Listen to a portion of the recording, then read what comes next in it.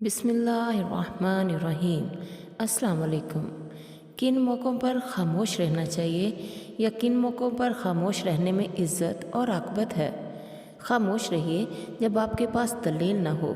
جب آپ نے کسی بات کی تحقیق نہ کی ہو، جب آپ غصے میں ہوں،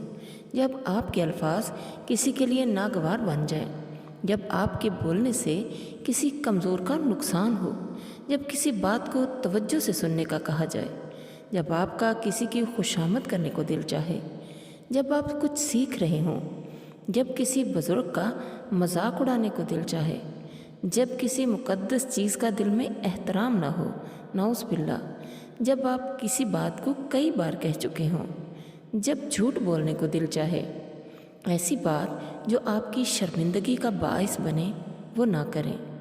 جب سب کسی گناہ والے کام کا مذاق اڑا رہے ہوں یا جب آپ کے دوست فحش باتیں کر رہے ہوں، اول تو آپ کو ان کو بھی منع کرنا چاہیے، لیکن اگر آپ ایسا نہیں کر سکتے تو آپ خاموش رہیے۔ جب آپ کی باتوں کا غلط مفہوم لیا جانے لگے، جب دوسرے اپنے معاملات طے کر رہے ہوں، جب آپ کے الفاظ کسی کی ساکھ خراب کریں، جب آپ کو کچھ بول کر پچھتانا پڑے،